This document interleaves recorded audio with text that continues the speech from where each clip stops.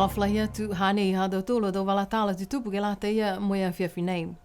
Whakamua kua kamata whakangahua ai he māme aho nei e tau tutungi fōu ke la te ia mo lau tolo I tau tangata New Zealandi ka whenonga atua I ki he motu ko New Zealandi. Tō lau ia ai fōki e tau tangata mai he tau motu ko Niue a tuku ki Ailani mo motu ko toke lau. Whamoli mai ai he ofisa he komisina ha New Zealandi ki Niue ki a BCN News he māme hao nei tō lau ia ai tō tangata whenonga atu he motu ko Niue ki New Zealandi. Ko lau tōlu tō tangata ko whenonga atu ki New Zealandi he tō mga aho nei ke nonofo ai nā kai mōle ai hiwungu fulu tau ahopo ke tōlu e mahina ki New Zealandi kua lata ai ke tutungi tōlu e awhi tahe seo tā la he tahe tangata lahi ke he tahe poko. Ka whai tangata lahi ke la lawhi atu ke poko ia ko e hiwa seo limungu fulu tā la he tahe tangata. Ke lata e me tō whānau I ki ko e whai seo whitung fulu malima kua lata ke tutungi ai he tahe tama ka la lawhi atu ai ke he mga whawa ia po ke poko ia nonofo ai la lawhi atu fōki ki ai e tau tuku hau GST. Ko lau tōlu kua nā kai tatongi, ko lau tōlu ko whenonga atu hā koe tau pua ki anga he tau e ke kāwho. Sipihia fōki a lau tōlu, tau tangata New Zealandi ne nonofo mau I Niue kai kua nonofo ai ke tau whalumutu ke he tau mga nei. Ka manako lau tōlu ke liliu mai ki Niue, nā kai tatongi a lau tōlu ke nonofo kehe atu ki New Zealandi a tō liliu mai ki Niue. I loa ai e BCN News koe tau tatongi nei, tō lau ia ai e tau mga whaoa Niue ka tuku whenonga atu ai ke he motu ko New Zealandi ke tau whekau whaka mga whaoa, tunga e tau whiawhia tūtau, tau mauhoana, sipia fōki e tau mga whaoa kua manaki ke oatu ke lata ia mo e tau graduation mai he tau aonga pulotu. A manaki ai ke whai walatala fōki ka iloa mai ai he whakatuwhano he māma he aho pungi. Koe tau whānau whakaako ne whakatupe ai he whakatuwhano New Zealandi e tau scholarship halau tōlu, kua whakatolo maki atu ai ha whalu halau tōlu tau whakaakoanga ke he tau kahau.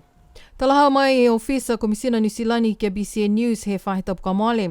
Koe toko wha e tau whānau whakaako nei ko liliu mai ai ke he motu. Toko tōlu ne liliu mai he tau motu he Pasifika, mo e toko taha ne liliu mai he motu ko New Zealandi. Koe tau whakatoka anga ke he tau whakakoanga halau tōlu, kua whakatolo maki atu ai koe mena ia nā kai maua e lau tōlu e tau alauni ne whai mahani ke maua a tō liu mātutaki e tau whakakoanga halau tōlu. Koe tau whanau kua manako ke mātutaki e tau whakakoanga halau tōlu online, koe tutongi ni he tama whakaako e tau whakakoanga ia, ko whiwhilia ia ki ai. Koe liu la ke mātutaki e tau alauni ka mātutaki e tau whakakoanga he tau kahau. Koe tau mga aho nei, ko liliu whalu e tau whanau whakaako nei ke ngahua mai tau whahinga ho whakatuwhano ne ka mata e lau tōlu a tō oatua I ke tau whakaakoanga. Ko amana ki ai ke whakahoko taha wilianga motuhia ke lata ia mo e tau takitaki maanga he tau maanga ko Tamakotonga, Avasele, La Kepa, Mutalau, mo e maanga ko Alufutuke lau. Kua whakailoa ai he takitaki lahi e tau wilianga, kua manaki ai ke whakahoko e tau wilianga motuhia nei he aho whaiumu aho ua whulumahewa he mahinha o kuso. Kua whangi ai e tau mga aho nei ke lata ia ke tuku atu tau tohi whakamau tangata wili ke he ofisa he tau wilianga ke whahinga ho whakawhili, a tō whakakau pā mai he aho tuloto, tupo la he aho tuloto ke aho whulumatolu he mahina o kuso. Kua whangi whoki e tau tohi tangata wili ke mai ke ononu ki ai ke mga aho nei. Ko e tau wilianga motuhia nei, ke lata mo e tau maanga ko Avasele, Tamakotonga, La Kepa, mo Mutalau.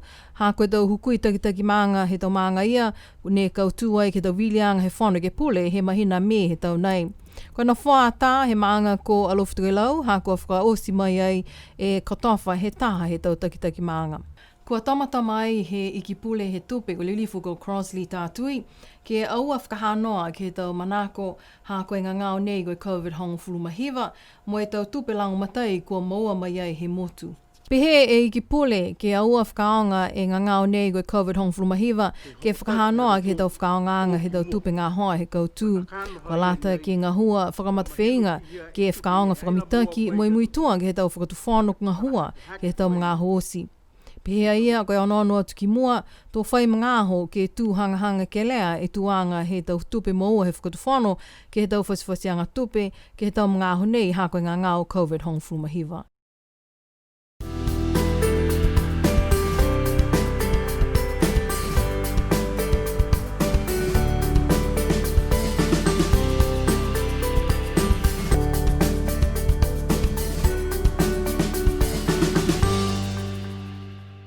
Koe tau whakahikuanga he whakahaloanga tau tūru ke vese e whaswhasianga tūpe he whakatuwhono.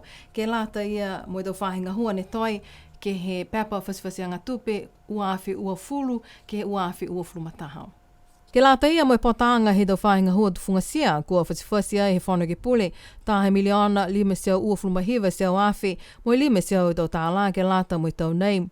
Koe malikisi hake ai ke he tahe seo whangufulu mawhae awhi mai he tau tupe kua whamoli he tau kamoli. Ke lata ia mo potaanga tau whahinga hua infrastructure kua whaswhasi ai e tau tupe katoa koe 5 miliona hiwa seo onfulu maone seo awhi mo 5 e tau tāla.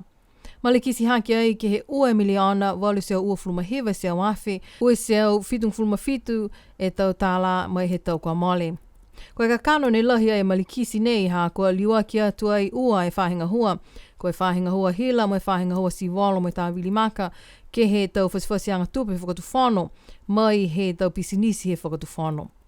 Ke lata ia mo e tau whahinga hua ne whahingoa koe commercial and trading ne puto ia ai ofisa he whahinga vēwa mo e whahinga hua ke he tau lolo ela bulk fuel. Koe tau tupe katoa ke he tau whahinga hua nei koe 5 miliona fitu seo 5.5 e awhi seo awhi tāla. Kua mole ai e 2 miliona tāla he tau tupe whakamole ke he tau whahinga hua nei mua atu ke whahinga hua bulk fuel mai ia he tau tupe whaswhasi he tau kua mole. Ko e tau kua mole ni whaswhasi he whono ke pule 5 miliona ono seo ua flumahiwa e seo awhi tāla mai whahinga hua nei kai whakamole ai fitu miliona ono seo hivong flumatolu seo awhi mo tolu seo walung fluma e tau tāla. Koe tau tupe maua ke he tau whahinga hua nei, ke he tau kua mole, koe 5 miliona 8 seo fitung fulma ono seo awhi, mo tolu seo hivung fulma 5 e tau tāla. Kua mana ki ai ke maua mai e tau tupe koe 1 miliona mo ua fulma 5 e seo awhi tāla, ke lata ia mo whaswhasianga tupe he tau nei.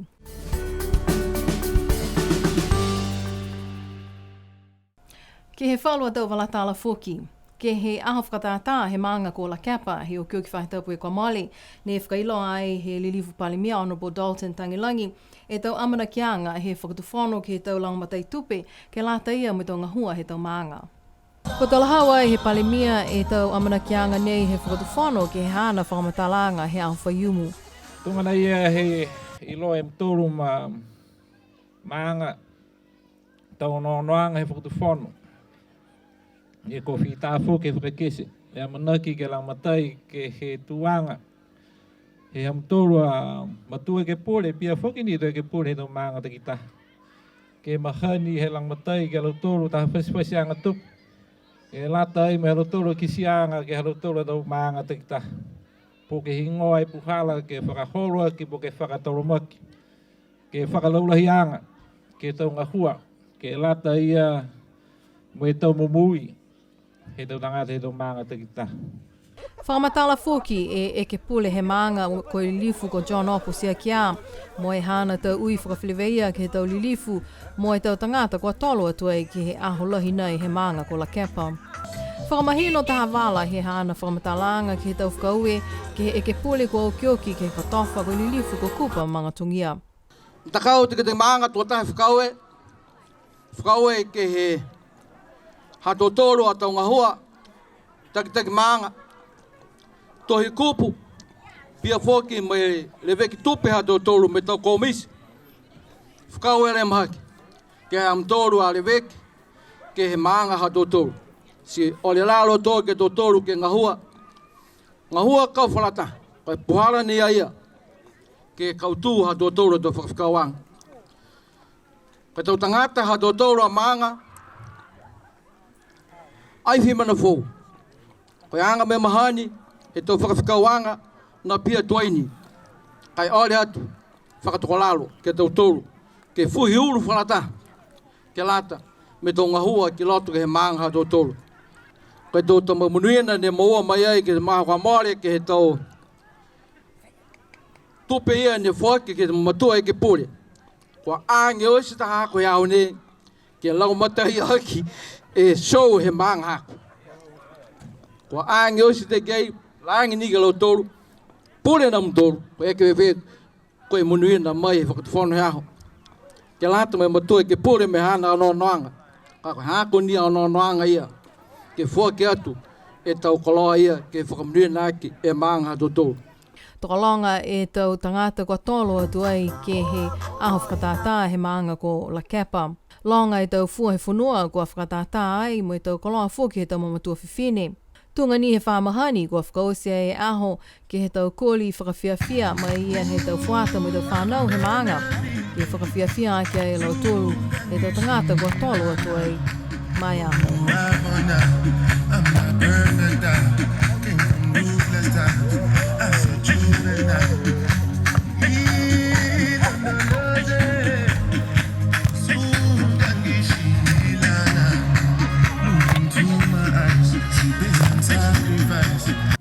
Sipi hia hadau tūlua tau walatala tutupu ke lāta ia mui a whiawhi nei, kia mawhala e pō nono whā.